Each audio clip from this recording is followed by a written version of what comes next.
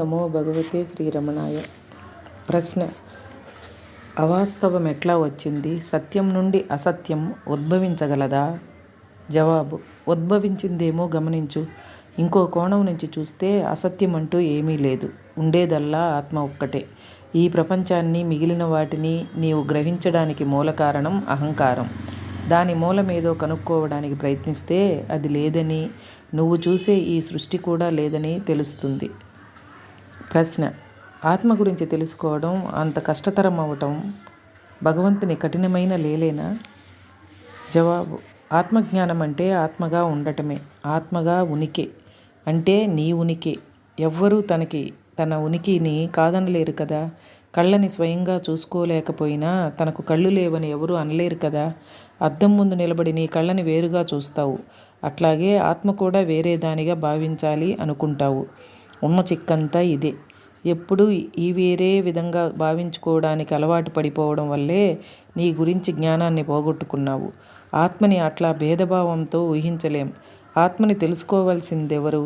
జడ పదార్థమైన శరీరం తెలుసుకోగలదా? ఎప్పుడు నీ గురించి చెప్పుకుంటావు, ఆలోచిస్తావు. కానీ ప్రశ్నించినప్పుడు ఆ నేను ఎవరో తెలియదంటావు. నువ్వే ఆత్మవి అయినా ఆత్మని తెలుసుకోవడం ఎట్లా అని అడుగుతావు. ఇందులో భగవంతుని లీల కానీ, దానిలో కాఠిన్యం కానీ ఎక్కడి నుంచి వచ్చాయి? ఈ ఆత్మని మనుషులు గుర్తించకపోవటం వల్లనే శాస్త్రాలు మాయ గురించి, లీల గురించి చెప్తాయి. ప్రశ్న: నా ఆత్మజ్ఞానం ఇతరులకు సహాయపడుతుందా? తప్పకుండాను. అన్నిటికన్నా గొప్ప సహాయం అదే అవుతుంది. అయినా సహాయం చేయడానికి ఇతరులంటూ ఎవరైనా ఉంటేగా. ఆత్మసాక్షాత్కారం పొందిన వ్యక్తి ఆత్మని తప్ప దేనిని చూడడు. రకరకాల నగలలో ఉన్న బంగారం ఎంత అని అంచనా వేసే కంసాలి వాటిలోని బంగారాన్ని తప్ప దేనిని పట్టించుకోనట్టే ఇదీను. నువ్వు శరీరంతో తాదాత్మ్యం చెందినప్పుడే ఇతర నామరూపాలుంటాయి.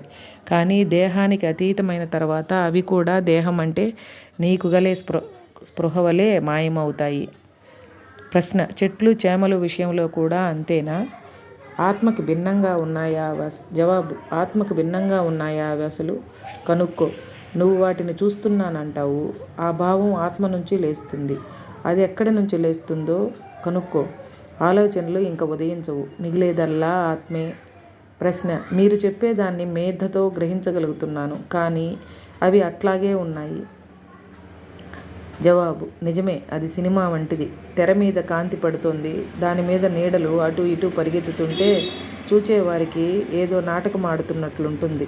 ఆ నాటకంలోని ప్రేక్షకులని కూడా తెర మీద నాటకం ఆడే వారిలో భాగంగా చూపిస్తే చూచేవాళ్ళు, చూడబడేది తెర మీదే ఉంటాయి. నీకు దీనిని వర్తించుకో. నువ్వు తెరవి. ఆత్మ అహంకారాన్ని సృష్టించింది. అహంకారానికి గల భావాలు ప్రపంచంలాగా ప్రదర్శించబడతాయి. నువ్వు చెప్పిన చెట్లు, చేమలు వీటిలోనివే. ఇవన్నీ ఆత్మ తప్ప వేరేమీ కావు. నువ్వు ఆత్మని చూస్తే అన్నీ, ప్రతి చోట ఎప్పుడూ అదేనని తెలుస్తుంది. ఆత్మకి తప్ప వేరే దానికి ఉనికి లేదు. ప్రశ్న: అవును, కానీ నాకింకా బుద్ధితోనే అర్థమవుతోంది. మీ జవాబులు ఎంతో సాదాగా, అందంగా, ఒప్పించేవిగా ఉన్నాయి. జవాబు: నేను సాక్షాత్కారం చెందలేదు అనే భావం కూడా ఒక ప్రతిబంధమే. ఉన్నదల్లా ఆత్మ ఒక్కటే.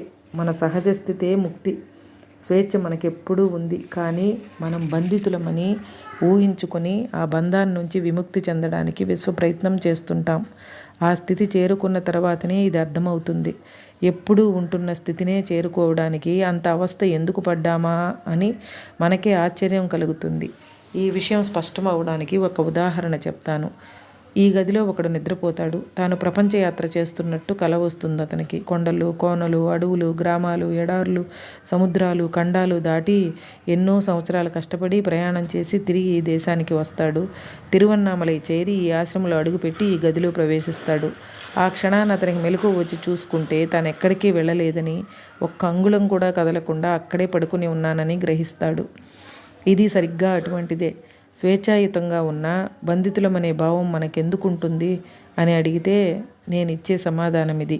ఈ గదిలో పడుకొని ఉండగా ప్రపంచయాత్ర చేసినట్టు, కొండలు, లోయలు, అడవులు, సముద్రాలు దాటినట్టు ఎందుకు ఊహించుకున్నాడు? ఇదంతా మనస్సే, మాయే అని.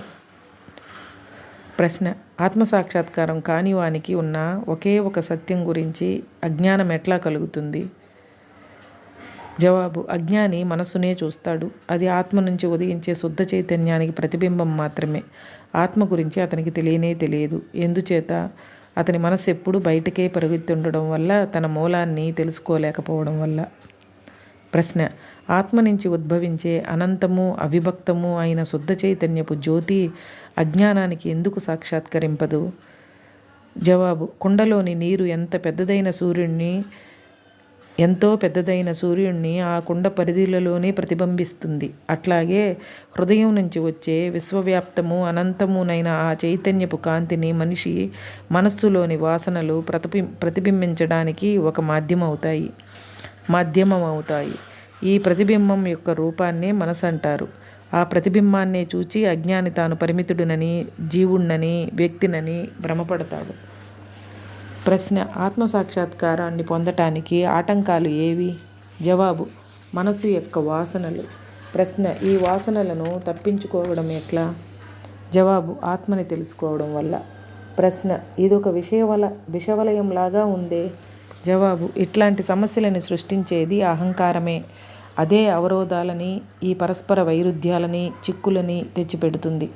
ఈ ప్రశ్నలని లేవనెత్తేదెవరో కనుక్కో, అప్పుడు ఆత్మ తెలుస్తుంది.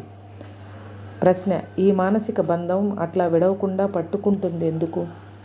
జవాబు: నేను సత్యానికన్నా వేరు అనే దురాలోచన లేపటమే ఈ బంధం యొక్క స్వరూపం. సత్యానికి భిన్నంగా ఎవ్వరూ ఉండలేరు కాబట్టి. ఈ ఆలోచన తలెత్తినప్పుడల్లా దీనిని తిరస్కరించు. ప్రశ్న: నేను ఆత్మేనని నాకెల్లవేళలా గుర్తుండదు. ఎందుచేత? జవాబు: ఆత్మ యొక్క పరిపూర్ణత్వాన్ని జ్ఞాపకం ఉంచుకోవటము, మరిచిపోవటము గురించి అందరూ మాట్లాడతారు. జ్ఞాపకం ఉంచుకోవటము, లేకపోవటము భావాలకు సంబంధించినవే. ఆలోచన ఉన్నంతకాలము అవి అట్లా మారుతూ ఉంటాయి. కానీ సత్యం వీటికి అతీతమైనది. జ్ఞాపకం ఉండటం, లేకపోవటం దేని మీదనైనా ఆధారపడే ఉంటాయి. అది ఆత్మకి భిన్నమవ్వాలి, లేకపోతే జ్ఞాపకం ఉండకపోవటం అంటూ సంభవించదు. ఈ జ్ఞాపకం ఉండటము, లేకపోవటము వ్యక్తిగత అహంకారం మీద ఆధారపడి ఉంటాయి. దీనికోసం వెతకటం ప్రారంభిస్తే అది దొరకదు. అది వాస్తవం కాదు కాబట్టి. ఈ వ్యక్తిగతమైన నేను అనేదే మాయ, అవిద్య, అజ్ఞానమును. ఇటువంటి అజ్ఞానం లేదని తెలుసుకోవడమే అన్ని ఆధ్యాత్మిక బోధనల ప్రయోజనమును. ఎరుక గురించి తెలియకపోవటమే అజ్ఞానం అంటే. ఎరుకే జ్ఞానం అంటే. అది శాశ్వతం, సహజము. అజ్ఞానము అసహజము, అసత్యము. హరే రమణ.